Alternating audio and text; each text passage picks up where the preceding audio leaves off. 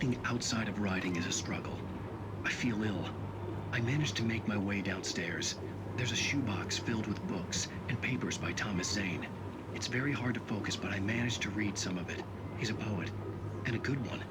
He writes of muses and creators summoning fabulous things from a magic lake, using his powers to shape the world of a realm of gods and dreams and demons, dark things that wait for a chance to slip through, wearing the flesh of men as disguise.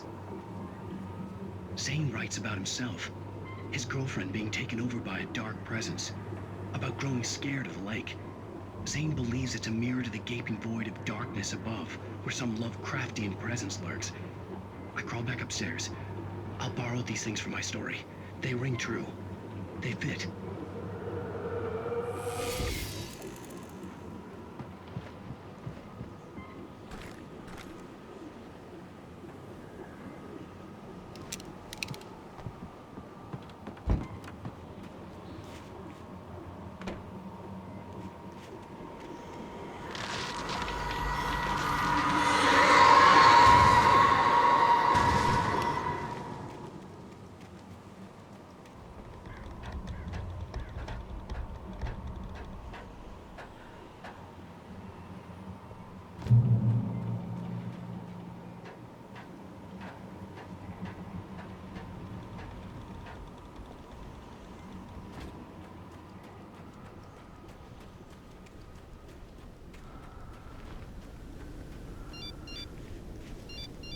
The kidnapper had sent me a text. The message was full of spelling errors and insults. It was telling me to hurry up.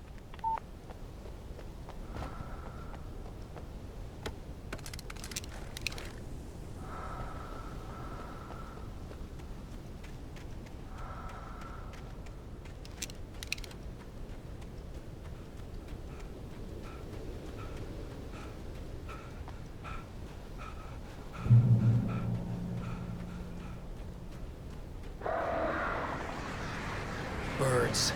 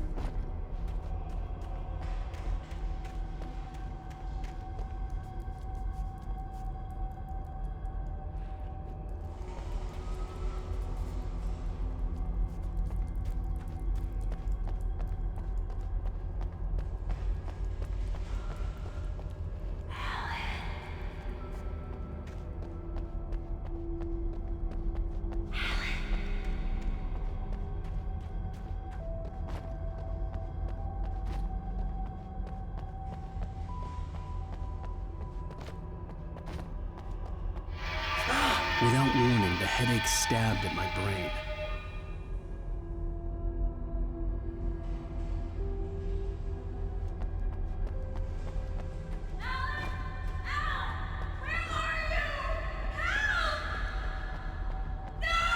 Alice?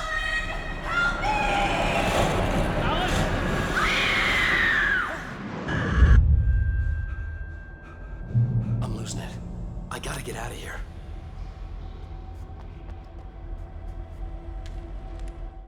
The hunters were big, thick-set men, confident and at home in the woods. They were feeling good, running on beer, ghost stories, and camaraderie late into the night. It did them no good, as they were taken by the dark presence, sucked deep into a darkness far worse than any ghost story they ever told or heard.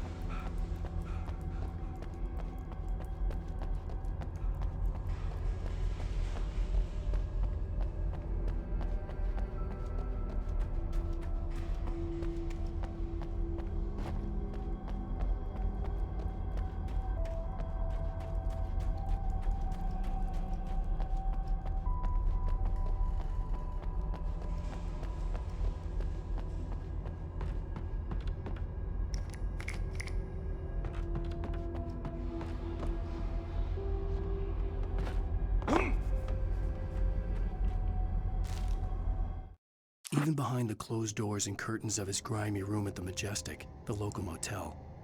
Nightingale could feel the locals' eyes on him, the unrelenting pressure of their judgment. He forced it out of his mind. For all he knew, they could all be under Wake's spell already. You do what you have to do to get the job done. He took comfort from the bottle in his hand. Please, he thought, just let me get through this.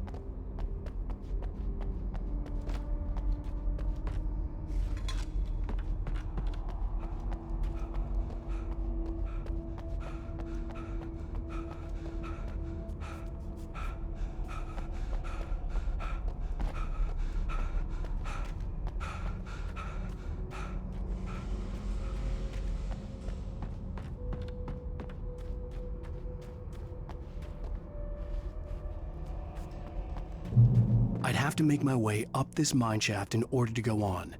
Maybe the machinery could help me with that.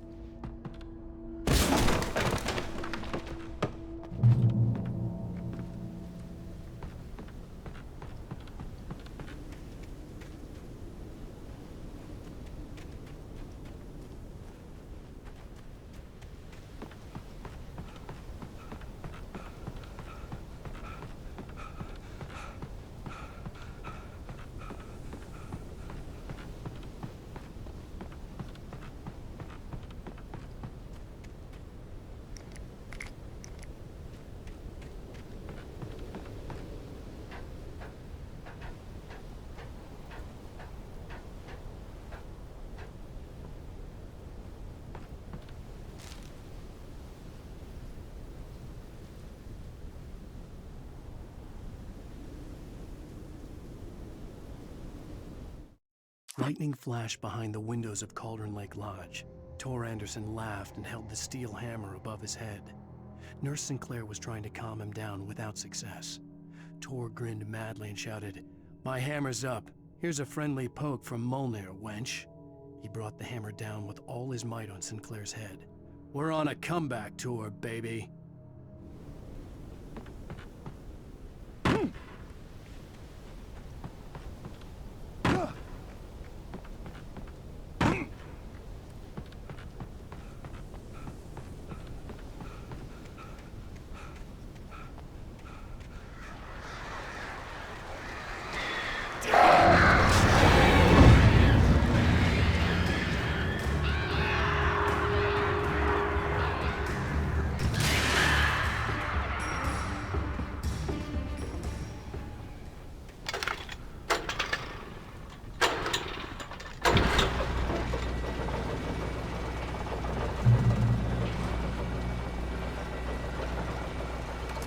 Oh, great. Another cable car. Just great.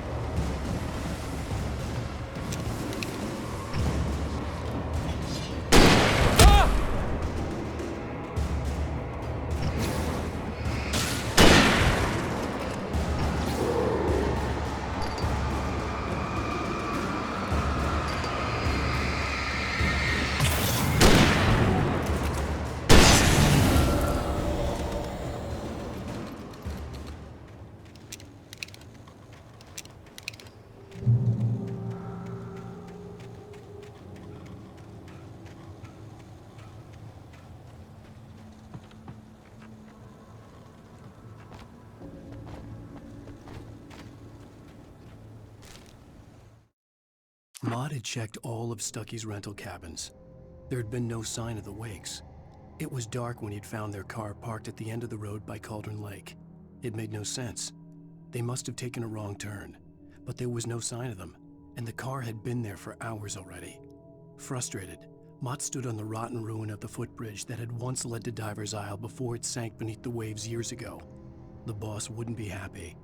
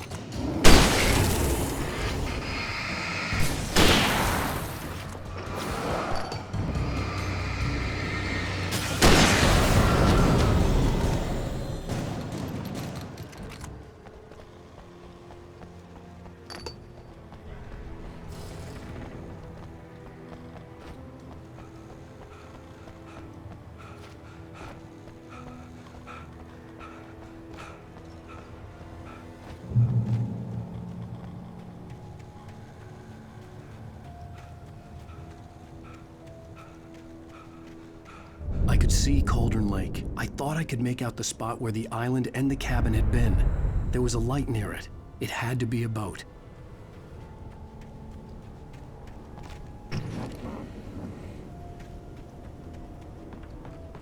I was close now. I had to get there fast. I dreaded what I would find. I tried to hold on to Alice, but her form melted away. I was losing control. Dr. Hartman stood in her place. I wanted to hit him, but my arms were jelly. He smiled. It was a reassuring smile, and I hated him for it. I had to give you a sedative. Don't fight it. You went through another rough period. Right now, it's very important that you stay calm. We don't want you to have another episode. You're a patient at my clinic. Have been for a while now.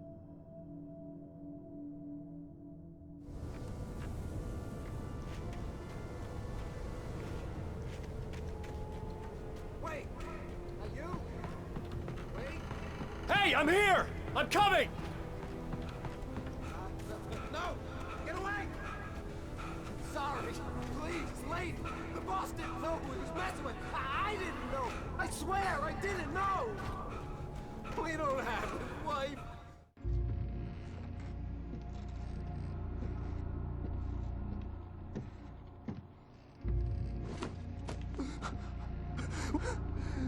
please.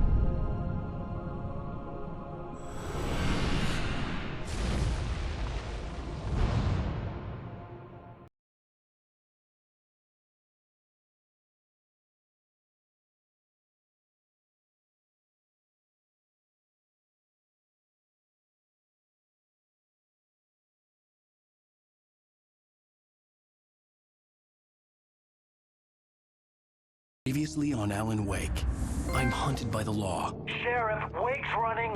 I'm giving chase. Are you seriously telling me that writer just took out my deputies? A thriller I supposedly wrote is coming true. The genre of the story seems to be shifting. It's turning into a horror story. I was told that Alice had been kidnapped, but that was a lie. We don't have his wife. We don't know where she is. Her purported kidnapper was eaten up by the dark presence before it attacked me.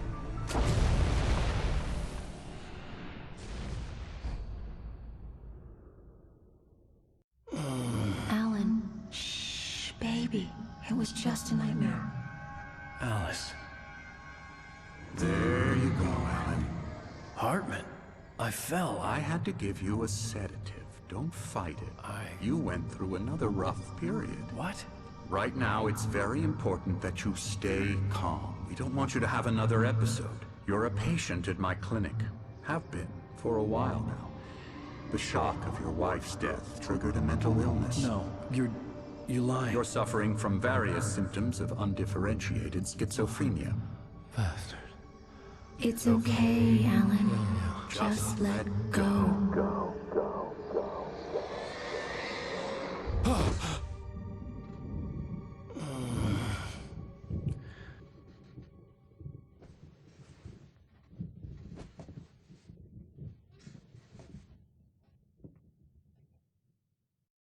I felt groggy. Whatever Hartman had bumped in me was making me numb. I felt like this was happening to someone else. Someone I was watching on television. I couldn't think. Couldn't focus. The door was locked. I was a prisoner here. There were only empty sheets of paper here. No manuscript pages.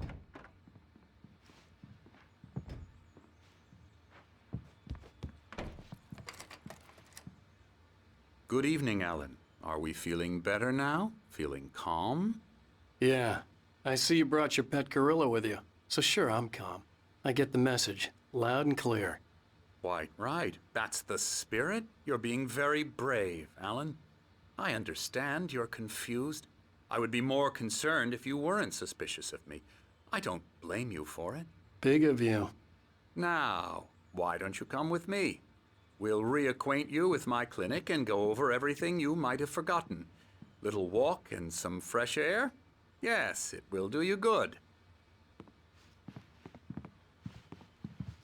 This corridor is for patients. Most of them aren't here right now. Jack took them out for a fishing trip, except for the ones who are particularly vulnerable, of course. I encourage creativity as a part of the recovery process here at Cauldron Lake Lodge. I specialize in treating artists. I bet you do. Splendid, Alan. I honestly believe we can get this thing under control if we work together. This way, Alan.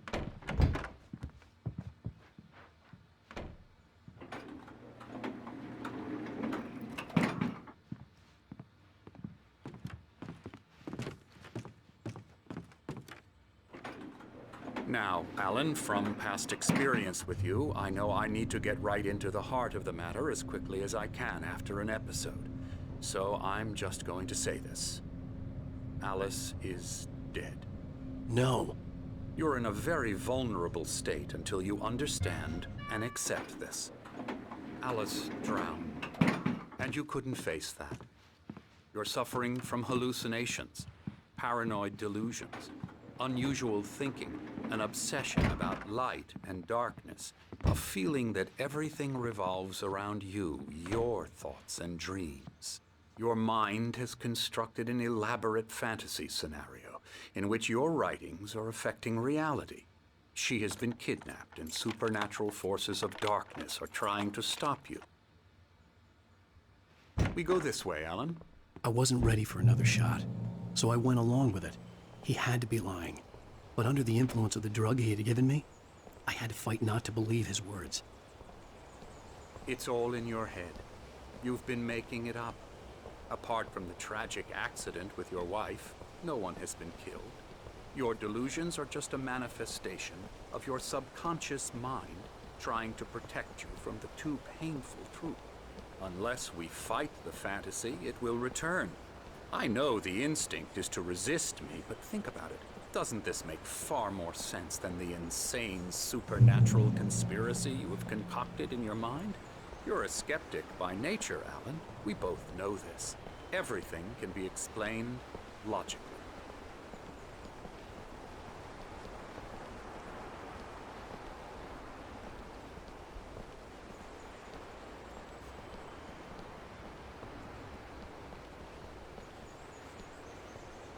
I never get tired of this view. Very inspiring, isn't it? Cauldron Lake spread below us. I could see Mirror Peak on the other side of the lake. I thought I could make out the spot where Diver's Isle had been when I arrived with Alice. Now there was nothing but waves. It seems there's a storm coming. Funny, I don't recall there being a mention of that in the weather forecast. Well, no matter. This way. Follow me. Alan, what I'm telling you is good news. Right now, we're in control.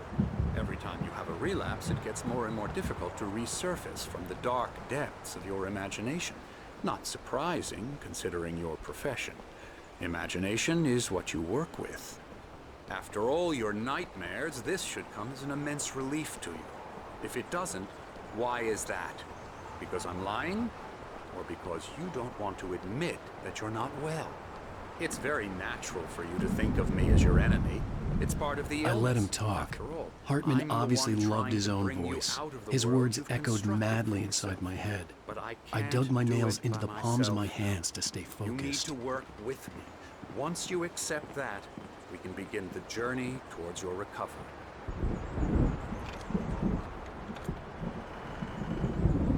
Come along. Let's go inside.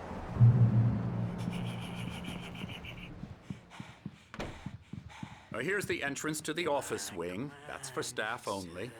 You were impressed by my trophies when you first arrived here. I do love to hunt. The great outdoors, man versus nature. It's wonderful stuff. Pretty damn wonderful, yeah.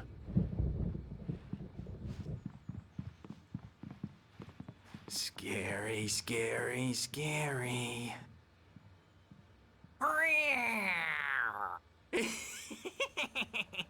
Emerson.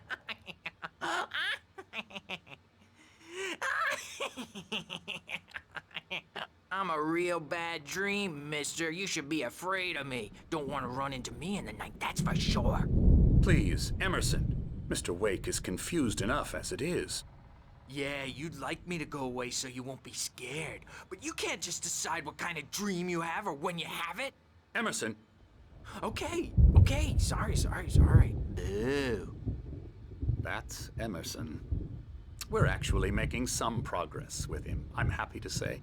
He works on Elbow video strike. games. Ooh, yeah. It's trash, of course, but it does I'll get involve him some to the head. small creative effort, which makes him receptive to my therapeutic methods. No kidding.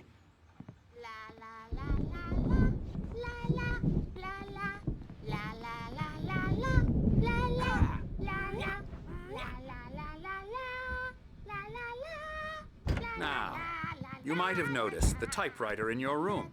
You've been writing as a part of the therapy. As soon as you feel up to it, you should continue.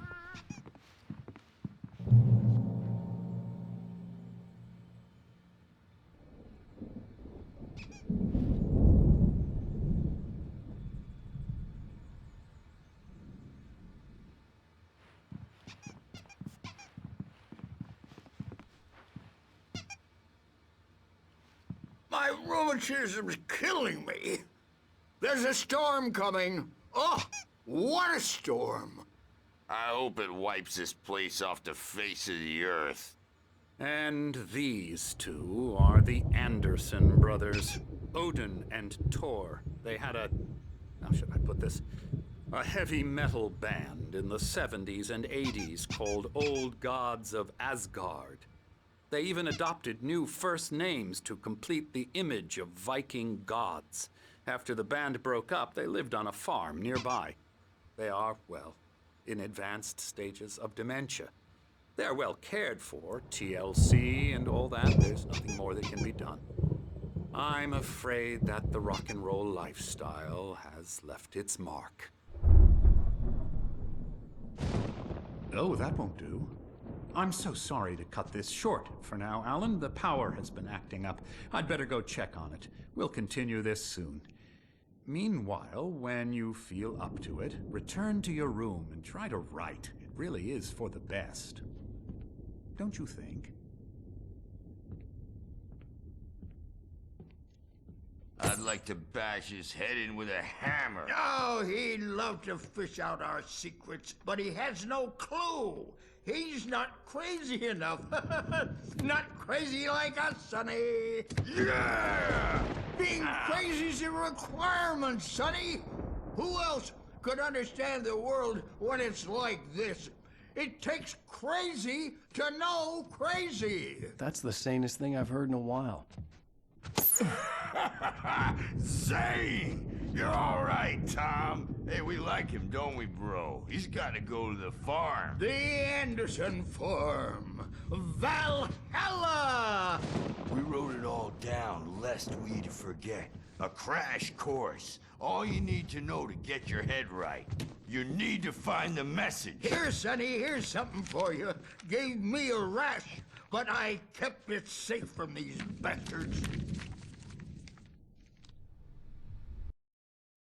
Zane could feel the poems, taking form, shaping things. As he experimented, he imagined he could almost feel the power surging through the keys of the typewriter. It exhilarated him. But there was fear, too. If not for his young assistant, Emil, he would have given it up. But Emil convinced him otherwise. He, too, had a way with words. My head was clearing up, or according to Hartman, I was sinking back into the fantasy. I was convinced he was lying to me about everything. Crazy or not, the Andersons made more sense. Tom, got any booze on you? Tom just lost is all. I'm a bad dream, and you can't. Oh, hello. I've painted you. Okay. I was just struck by inspiration a couple of days ago. Dr. Hartman wanted me to paint landscapes, and that's what I was doing. But now I've been doing these things, a lot of them. The images just keep coming. Dr. Hartman likes them. He has them in his office. Yeah? He's very proud of me. He says I'm getting much better. I think I'm getting better.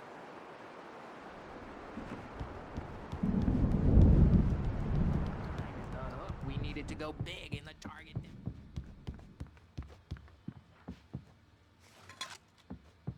Hey, Wake, why don't you humor Dr. Hartman and give the writing a shot, huh? Typewriter's in your room. You can get to your room by those stairs, Wake.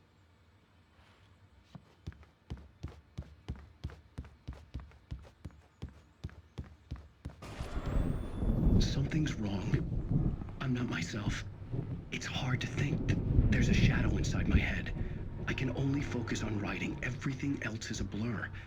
I'm trapped in this cabin. Have been for days, but it's always dark outside. My editor is real. I saw her again. She's not human. It's not human. A dark presence is wearing the old woman's face. She was covered in clinging shadows. There's a hole in her chest where her heart should be. I think I've made a horrible mistake. I don't think I'm any closer to saving Alice. It's been lying to me, using me to get the story it wants, and the story will come true.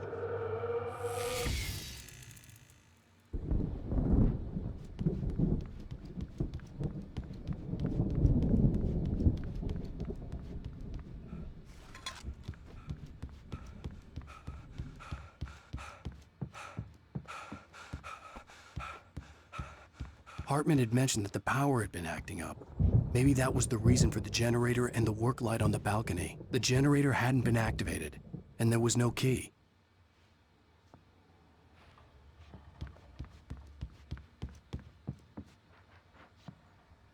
Hartman wanted me to write. I knew I... The white glare of the blank page in front of me hurt my eyes. My hands began to shake uncontrollably.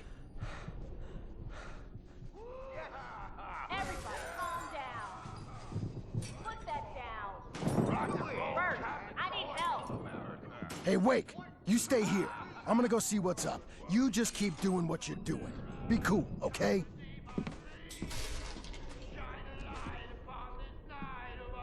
I didn't know what the chaos was all about, but it could be my only chance of getting out of here. I don't know.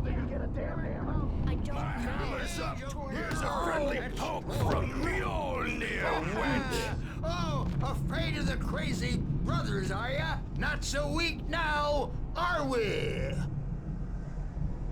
Sinclair looked bad. That wasn't a love tap. The crazy old fart hit her hard. And if she was one of Hartman's goons, she had it coming. I could get the key to the office wing from Sinclair. The backstage is all yours, Tom. I had to get to Hartman's office. He had taken all my manuscript pages. That's where he'd been keeping them. Come out and face the music, Birch. It's time to pay the piper.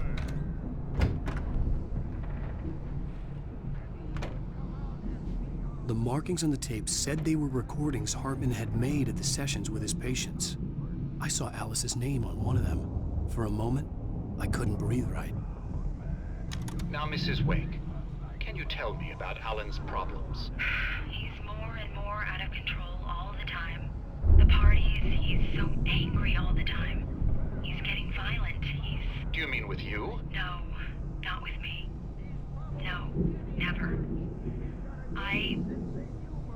Sometimes I almost wish Alan would take a swing at me, because at least that'd lead to a conversation he couldn't just march out of.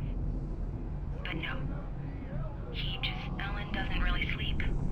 And the work, well, he's not writing at all. He sits there for hours and just gets more and more frustrated. And I can't talk to him. Yes. Tell me, Mrs. Wake, what would you say to him if he'd listen? I don't know. I want to say, I look at you, and it's not you. Just some stranger who resembles you. Looking out from behind your eyes. And I don't like that guy much.